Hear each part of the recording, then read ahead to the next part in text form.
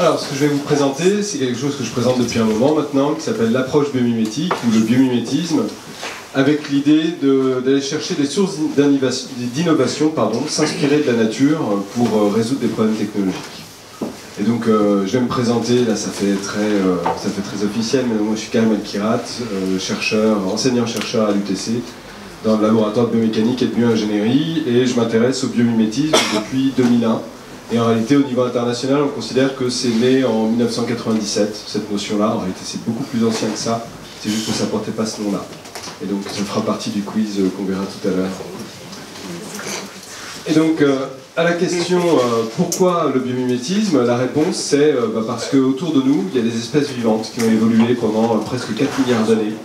Là, j'ai mis juste 2 exemples. Donc, le loup qui a évolué, donc et là, c'est la force évolutive, c'est l'homme, en domestiquant le loup, le chien, et en développant différentes races très spécifiques pour différentes tâches. Et là, vous retrouvez aussi, ici, vieux réflexe, vous retrouvez aussi les singes, les grands singes, nos cousins, et l'homme, donc à nouveau avec un arbre de l'évolution, mais on peut faire la même chose pour toutes les espèces, et donc il faut imaginer un arbre immense qui concerne tous les êtres vivants, et si on sait lire dans ces êtres vivants, si on sait lire finalement ce que la nature a inventé, a raffiné, on peut s'en inspirer pour résoudre des problèmes. Et donc par exemple, comment est-ce qu'on fait la meilleure nageoire, comment est-ce qu'on fait la meilleure aile, pour donner des exemples simples, ou la meilleure structure pour résister à des chocs. Et donc tout ça, on peut le trouver dans la nature, mais il faut être capable de le lire, et surtout ensuite être capable, par une démarche qui s'apparente à de l'ingénierie plutôt proche du design, comment est-ce qu'on fait pour ensuite le mettre en musique et donc le développer dans un système technologique. Et pourquoi c'est important ? Eh bien aussi parce que ça peut être une des nouvelles révolutions industrielles. Là vous avez les cycles de Kondratiev ou les vagues de l'innovation, c'est pareil. Et en fait chaque vague correspond à une révolution industrielle. La première vague c'est la métallurgie, les textiles, le commerce. La deuxième vague, vous voyez, c'est ferroviaire, alors c'est là qu'est la métallurgie, l'acier, le coton. Et nous, on vit sur les acquis de la quatrième vague, pétrochimie, électronique, aviation, espace, toutes les choses qu'on dénonce maintenant, mais donc c'est la quatrième vague.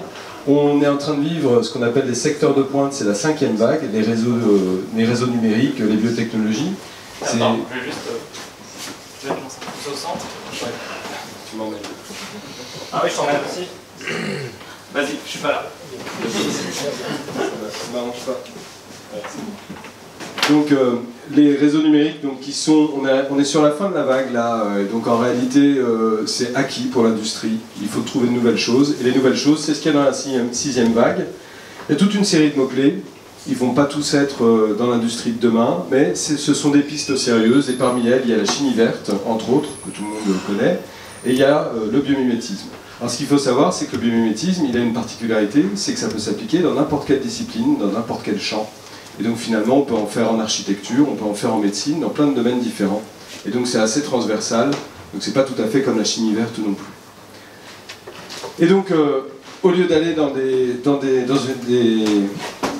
la sémantique, on va imaginer qu'on veut faire du biomimétisme et qu'on veut le faire à différents degrés. Le premier degré, le plus simple, c'est en général celui qu'on utilise dans le design, c'est celui qui est sur l'esthétique. Vous avez par exemple cette table avec des chaises autour, qui s'ouvrent comme une fleur, comme une corolle. Et en réalité, il n'y a pas besoin d'avoir une table comme ça pour qu'elle soit fonctionnelle. Ici, il y a des tables avec des tabourets autour, ça ne ressemble pas à des fleurs, mais c'est tout à fait fonctionnel. Donc c'est purement esthétique, c'est joli, et ça n'apporte rien. Ça, est-ce que vous savez ce que c'est? C'est pas encore le quiz, mais c'est déjà un terreau. Une éolienne. C'est une éolienne dont le design a été choisi pour être disposée en ville, comparativement aux éoliennes avec les grandes pales. Et en réalité, c'était une boîte française qui a fait faillite depuis, qui n'existe plus. Ouais. C'était une bonne idée, mais trop chère. Avec donc chacun des petits dispositifs verts, en fait, qui ressemblent à des feuilles sur l'arbre, qui sont les mini-éoliennes, en fait, les mini-motrices. Et donc, quand on cherche à imiter la nature au deuxième degré, là, on va essayer de faire la relation entre la forme et la fonction, la propriété ou le procédé. Donc toujours relier la forme à quelque chose. Donc par exemple, dans le cas du wingsuit, cet équipement qui permet de ralentir la chute pour les parachutistes, donc il est inspiré directement des écureuils volants, donc qui ont des extensions de peau entre les pattes antérieures et les pattes postérieures, qui leur permettent de ralentir leur chute. Et vous avez aussi le velcro qui est inspiré de la graine de bardane, Donc ça, c'est Georges de Maestral en 1941, en se promenant dans les Alpes suisses. Avec son chien, il revient avec des graines accrochées à ses vêtements et au poil de son chien. Il regarde les graines, il voit des crochets rigides. De l'autre côté, il comprend que le textile, c'est des fibres souples, mais il a l'idée du velcro, simplement. Qu'on connaît maintenant et qui est utilisé largement. Toujours au deuxième degré, un autre exemple, ici par exemple le scarabée de Namibie, donc, qui vit dans le désert et qui s'abreuve en sortant la nuit, en collectant l'humidité de l'air, grâce à ces protubérances, donc les petites bosses qu'on voit là, qui vont collecter l'humidité de l'air, donc les gouttelettes d'eau la nuit, on peut imaginer que c'est brumeux, et donc ça va collecter les gouttes jusqu'à ce qu'elles soient suffisamment grosses pour rouler sur la carapace du scarabée. Là où il y a les protubérances, c'est hydrophile, ça veut dire que ça aime l'eau, donc ça attire les molécules d'eau. Et là où c'est lisse, c'est hydrophobe, donc ça repousse les molécules d'eau. Donc quand les gouttelettes sont suffisamment grosses, elles tombent sur la partie lisse et elles glissent jusqu'au rostre, la bouche du scarabée, pour qu'il puisse s'abreuver. Donc ça a inspiré ce que vous voyez là, une gourde pour faire du trek, donc une gourde qui est vide, qu'on transporte vide et qui va se remplir la nuit. Donc appareil avec des alternances de structures hydrophiles, hydrophobes. Un projet architectural, je ne sais pas s'il verra le jour un jour, mais c'est un projet en tout cas avec des protubérances hydrophiles alternées avec des rigoles hydrophobes, donc à Las Palmas aux îles Canaries. Et surtout le pourtour méditerranéen, il y a aussi une inspiration d'un lézard qu'on trouve aussi dans le désert, c'est un gecko qui se lèche les yeux, pareil, pour s'hydrater après avoir collecté l'humidité de l'air. Et donc ça a inspiré les filets que vous voyez là sur tout le pourtour méditerranéen, on en trouve pour collecter l'humidité la nuit qu'on retrouve dans la brume. Maintenant on va oublier la forme et on va faire le troisième degré, et là au troisième degré on va imiter simplement la fonction, la propriété ou le procédé indépendamment de la forme. L'exemple le plus simple, celui qu'on connaît le plus couramment, c'est l'avion. En fait, pour faire un avion, pendant longtemps on pensait qu'il fallait battre des ailes. Ça rejoint Léonard de Vinci, l'ornithoptère, sa machine volante, où il faisait battre des ailes en espérant que ça allait fonctionner. Le principe du vol, on le sait maintenant, c'est la portance, c'est un principe physique, et donc cette portance elle est liée à un dimensionnement des ailes, à une phase d'attaque de l'aile dans l'air qui doit être linéaire, enfin ça c'est ce qu'on pense, j'aurai pas le temps de revenir là-dessus, mais ça aussi c'est du biomimétisme, on pense que la phase d'attaque doit être linéaire et la plus fine possible, et il faut une bonne orientation de l'aile aussi pour que l'air s'engouffre en dessous de l'appareil, pour qu'il puisse compenser le poids de l'appareil et qu'il puisse s'envoler.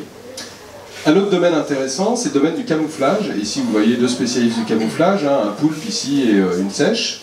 Et donc, ils réalisent ça grâce à des chromatophores, des cellules colorées à la surface de la peau, qu'elles contractent volontairement pour obtenir différents motifs. Et vous voyez, le poulpe, il est en plus capable de hérisser la surface de sa peau pour en plus donner une impression 3D, donc parfaitement se fondre dans le paysage.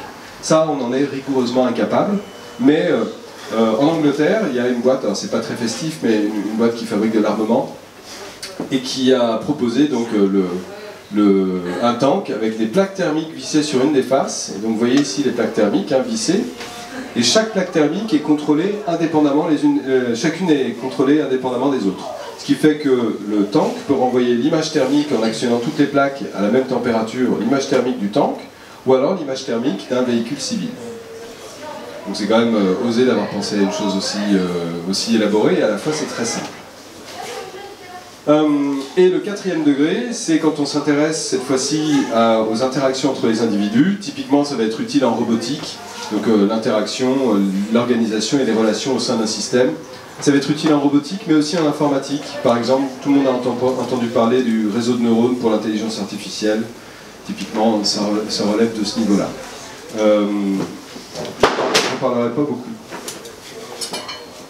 Maintenant, si on se demande, mais comment est-ce qu'on peut faire du biomimétisme? En sortant d'ici, normalement, tous vous devriez être capables de le faire. Enfin, j'exagère un peu, sur 15 minutes, ça fait peut-être un peu court, il me faudrait une session de 2 heures. Mais en réalité, tout le monde est en mesure de le faire.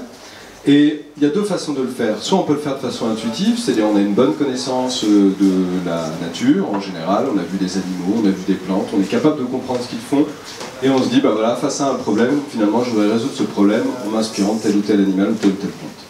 Ça, c'est la première version, c'est ce qu'on a fait jusque-là, très récemment. Et le train de Shinkansen, d'ailleurs, est un très bon exemple de ça, parce qu'il y a un des ingénieurs qui travaillait sur ce train, qui à ses heures perdues faisait de l'ornithologie, il s'intéressait aux oiseaux, et il s'est souvenu, face à son problème de train ici, qu'il avait observé un oiseau qui pouvait résoudre le problème. Et donc ça, c'est l'approche intuitive, c'est ce qu'il faut éviter si on veut dire qu'on veut généraliser la méthode. Et donc pour généraliser la méthode, il y a la spirale de l'innovation biomimétique. On va passer par les différentes étapes que vous voyez ici. Donc d'abord identifier le challenge d'un point de vue fonctionnel, donc identifier le problème technologique, l'interpréter en termes biologiques, ensuite découvrir les espèces biologiques qui peuvent résoudre le problème. Et donc là, soit on a un très bon ami biologiste, soit, ce qui peut arriver, soit on a un très bon biologiste soi-même, ce qui peut arriver aussi, ou alors on a une bonne connaissance, une bonne culture générale. Mais tout n'est pas perdu si on n'a pas tout ça, parce qu'il y a aussi une base de données qui se constitue depuis plusieurs années, qui s'appelle Ask Nature, où on peut aller poser une question, résistance au choc par exemple, et ils vont envoyer tout ce qui est présent dans la base de données qui peut répondre à ce problème-là. Ensuite, il y a l'étape abstraire. Dans cette étape-là, on sort de l'animal ou de la plante juste la partie qui nous intéresse. Ça ne veut pas dire qu'on fait de la dissection, hein. Ça veut juste dire que par exemple sur des ailes de chouette, on va s'intéresser qu'aux ailes et pas à la tête. Et donc, la partie abstraire. Ensuite, la partie émulée.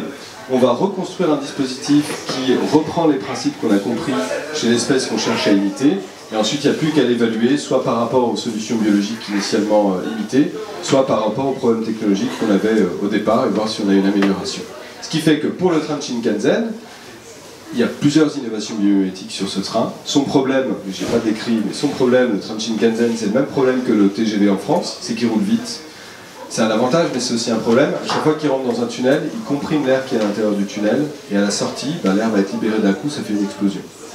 Et donc cette explosion, si c'est en race campagne comme en France, ça pose pas de problème. Si c'est au Japon, dans les zones densément peuplées, ça pose un souci. Nous, on a des murs anti-bruit à la sortie des tunnels du TGV. Et là-bas, donc, les murs anti-bruit ne suffisaient pas. Et donc, ils ont pensé à s'inspirer, enfin, l'ingénieur qui travaillait sur le train et qui observait les oiseaux à ses heures perdues, s'est souvenu qu'il avait déjà vu des martins pêcheurs. Il se demandait pourquoi des martins pêcheurs sont capables de rentrer dans l'eau et capturer un poisson. Comment ça se fait que la vibration ne se transmettent pas vers l'avant pour prévenir le poisson que le prédateur arrive. Et donc en analysant la chose, il s'est rendu compte qu'il y avait des spécificités au bec, d'abord une forme conique, mais aussi deux sillons sur les côtés du bec qui permettent de guider l'écoulement de l'air, enfin là en l'occurrence l'écoulement de l'eau, pour permettre d'envoyer les vibrations non pas vers l'avant, ce qui préviendrait la proie, mais plutôt latéralement sur les côtés, pour empêcher de prévenir la proie, et donc la surprendre. Et donc finalement ça a donné ce design-là pour le train de Shinkansen. Et c'est un des designs, parce qu'en fait, martin pêcheur, c'est une grande famille de plein d'oiseaux avec des formes de bec complètement différentes. Chacune procure l'avantage de surprendre la proie. Et si le bec conique est le plus logique, quand on imagine qu'est-ce qui pourrait pénétrer le mieux dans l'eau et ne pas envoyer les vibrations vers l'avant, on se dit plutôt un bec conique. Et en réalité, allez voir le train de Shinkansen après la session, là, et vous verrez qu'il y a des becs qui ressemblent à des becs de pélican. Et pourtant, c'est toujours des martins pêcheurs avec toujours les mêmes avantages. Donc ça vaut le coup, on en est à la 3e, 4e génération du train de Shinkansen. Et si vous avez l'occasion d'aller au Japon, il y a un musée du train avec des innovations biomimétiques. Il y a sur le nez et aussi sur le dispositif qui le relie aux lignes électriques, le pantographe, qui a aussi bénéficié de deux améliorations en imitant les manchots et la chouette. Alors moi je suis plutôt dans le domaine de la bio-ingénierie et donc je travaille dans un domaine où on essaye de reconstruire des organes par exemple, on essaye de reconstruire l'humain, si on peut le dire comme ça, c'est dit un peu rapidement. Mais donc le but c'est d'améliorer des prothèses et on peut trouver du biomimétisme aussi dans le domaine et en général ce qui est biomimétique ici ça va être l'homme pour l'homme. On va essayer d'imiter un organe, on va essayer d'imiter une structure biologique qui existe déjà. Par exemple, si on disait que pour une prothèse de main, on essayait de fabriquer quelque chose qui ressemble à une trompe d'éléphant, ça peut être très bien mécaniquement, biomécaniquement, très intéressant, parce qu'avec beaucoup de sensibilité, avec beaucoup de muscles, qui peuvent apporter et conférer des propriétés particulières, mais une personne qui a perdu sa main n'acceptera pas d'avoir une trompe d'éléphant à la place. C'est une question d'acceptabilité. Et donc, bien sûr, on va plutôt imiter une main d'homme. Ça, j'en parle en connaissance de cause, les gens qui travaillent en biomécanique sur la fabrication de mains. Il y a des propositions avec 3 doigts par exemple simplement et les gens n'acceptent pas. C'est très compliqué à accepter. Et donc si on regarde dans l'histoire de la reconstruction du corps, finalement est-ce qu'on a déjà fait du biomimétisme, il y a une version ancienne, très ancienne, là c'est un gros orteil en bois relié avec un système de lanières et de plaques en cuir à un pied qui est momifié, c'est une momie de l'Égypte ancienne, en moins 3000 avant Jésus-Christ, donc en 3000 avant Jésus-Christ c'est un vestige et on imagine, essayez d'appuyer sur votre pied et vous allez voir que votre gros orteil, en fait, il compte pour beaucoup dans la stabilité. Donc on a du mal à imaginer qu'un dispositif comme ça ait autre chose qu'une fonction esthétique, il n'a pas une fonction mécanique. Et c'est un peu le même principe ici avec un pavillon d'oreille en silicone pour quelqu'un qui aurait perdu son pavillon ou qui serait naissant. C'est purement esthétique, il n'y a pas la fonctionnalité derrière de l'audition. L'audition, c'est pas au niveau du pavillon que ça se joue, c'est au niveau de l'oreille interne. Ensuite, on peut faire, donc, après cette bioimitation purement esthétique, on peut faire du biomimétisme. Et donc dans le biomimétisme, dans le biomédical et la bioingénierie, en général, on a tendance à considérer que c'est défaire un organe pour essayer de le reconstruire. Donc le meilleur exemple de ça, c'est les organes fantômes. Donc ce que vous avez ici, un cœur, auquel on va enlever toutes les cellules, on va garder juste de ce cœur-là, ce qu'on a tous, depuis la poule jusqu'aux dinosaures, jusqu'à nous, tous les animaux, du collagène, et exactement le même. Et donc, en décellularisant le cœur, on le rend compatible avec n'importe quel individu. Donc imaginez, vous pouvez récupérer un cœur chez n'importe qui, sans vérifier le groupe, sans vérifier la biocompatibilité, pourvu que quand vous avez obtenu ce cœur vide, ici, ce fantôme de cœur, vous puissiez injecter des cellules du receveur du cœur, qui vont pouvoir se développer dans l'organe, et ensuite avec une circulation fluide alternée et avec aussi un influx, un impact électrique, un choc électrique, ben le cœur va se remettre à battre. Ça, c'est pas de la science-fiction, ça se fait chez des rats et des souris, avec 60% de réussite, donc pas assez encore pour passer à l'homme, on n'en est pas là. Et puis surtout, il faut imaginer que dans un cœur, il y a des cellules musculaires, c'est ce qu'on injecte ici, du patient qui va recevoir le cœur, pour éviter le rejet de greffe. Mais il y a aussi les vaisseaux, et il y a aussi des nerfs, et tout ça, on ne sait pas les reconstruire, tout ça en même temps. On sait reconstruire qu'une partie. On peut le faire avec des os aussi. Alors des os, ça a l'air bête comme chou, mais en réalité des os, c'est des fibres de collagène, exactement comme la peau, et en plus du minéral, de l'hydroxyapatite. Ça ressemble à du sucre, en fait c'est des minéraux blancs, très durs. Et s'il n'y avait que le minéral, bah, l'os serait cassant comme du verre. Donc le fait de rajouter en plus des fibres de collagène, ça fait que l'os a une certaine élasticité. Ça n'a pas l'air comme ça. Si vous prenez un fémur et vous essayez de le tordre, ça ne va pas beaucoup bouger. Prenez la prochaine fois un os de poulet et vous le jetez vous mettez dans du vinaigre pendant quelques jours, voire 2 semaines, et après vous allez pouvoir le déformer sans problème. C'est parce que vous avez enlevé la partie minérale et il ne reste plus que la partie collagène. Et donc en laboratoire, on essaie de faire ça ici à Compiègne, assembler du collagène avec du minéral pour obtenir de l'os. De l'os, du substitut d'os, ça existe déjà pour la chirurgie, mais on ne sait pas le faire avec du collagène, ce qui fait qu'en fait les substituts sont cassants comme du verre. Donc si vous devez remplacer par exemple sur de l'os de mâchoire, eh ben, on ne pourra pas utiliser la mâchoire tout de suite. Il va falloir attendre que l'os se résorbe, le nouvel os là, purement minéral se résorbe et qu'il soit peu à peu colonisé par du collagène et qu'il obtienne son élasticité. Donc c'est pas tout à fait intéressant, et quand on essaye d'assembler des fibres de collagène avec des particules d'hydroxyapatite, donc le minéral qu'il y a dans l'os, on obtient des propriétés, quand on fait ça en tube, qui sont 100 fois inférieures à l'os naturel. Pour l'instant, personne n'a la clé, personne ne sait comment est-ce qu'on fait pour assembler tout ça. Et un dernier exemple, donc ça c'était le biomimétisme jusque-là, avant sa bioimitation, et bioinspiration, là cette fois-ci, on a compris comment ça marche et on peut se passer du vivant. Et là c'est quand même cool parce que le vivant c'est quand même hyper fragile et donc il vaut mieux fabriquer une machine. Et donc c'est ce qu'a pensé Karmat en se disant, ben voilà, je vais fabriquer un cœur qui est purement robotique. Alors il ne peut pas être purement robotique totalement parce qu'il va être au contact du sang, et donc s'il y a du sang qui rentre dans les cavités que vous voyez là, il faut que les cavités soient recouvertes de quelque chose qui empêche la coagulation. Et donc pour ça il y a du péricarde, c'est-à-dire du tissu cardiaque bovin, donc de bœuf, qui tapisse ces chambres-là pour éviter que le sang commence à coaguler dessus et surtout qu'il y ait une réaction de rejet par contact avec les matériaux. Et vous avez juste une pompe hydraulique, alors on le voit ici, qui va pomper dans les deux cavités et aspirer le sang et le rejeter donc alternativement dans les deux cavités. Donc un coup on ouvre cette chambre-là, un coup on ouvre celle-là. Et donc pendant qu'il y en a une qui s'ouvre, l'autre se referme parce que le fluide est pompé d'un côté à l'autre du cœur. Ce cœur-là, sur le papier, il a tout parfait. Il y a tout ce qu'il faut pour faire un cœur qui règle nos problèmes de rejet de greffe. Enfin, il y a un petit problème quand même, c'est que les batteries elles durent pas longtemps. Et donc au bout d'un moment, c'est un peu comme le téléphone portable, sauf que là, c'est la vie qui est derrière. Donc, le cœur s'arrête, ça s'arrête. Donc le cœur est presque parfait, on pourrait attendre l'amélioration des batteries, mais il y a quand même des difficultés. D'abord, il fait du bruit, comme beaucoup de dispositifs comme ça. Ensuite, l'autre difficulté, c'est qu'il est relativement lourd par rapport à un cœur naturel. Et la dernière difficulté, c'est quand même la plus importante, c'est qu'il ne réagit pas aux hormones. Un cœur, ça sert à adapter les battements, l'écoulement sanguin dans le corps par rapport aux besoins. Quand vous mettez à courir, bah, la pression sanguine change et ça renseigne le cœur sur le fait qu'il va falloir accélérer le rythme. Et pour ça, on a accéléromètres, des inclinomètres, des capteurs ultrasons. Donc c'est les capteurs ultrasons qui analysent la pression du sang à l'intérieur du cœur, donc à l'intérieur du système sanguin, pour accélérer s'il y a besoin de faire un effort physique.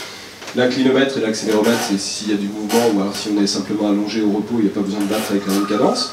Mais il manque un élément. Si vous avez peur, c'est pas l'inclinaison, c'est pas le fait de courir qui renseigne le cœur sur le fait qu'il va falloir mobiliser le sang rapidement, c'est l'adrénaline. C'est le petit choc d'adrénaline, une hormone qui va aller faire battre le cœur plus vite, comme ça il est mobilisé tout de suite, vous pouvez courir.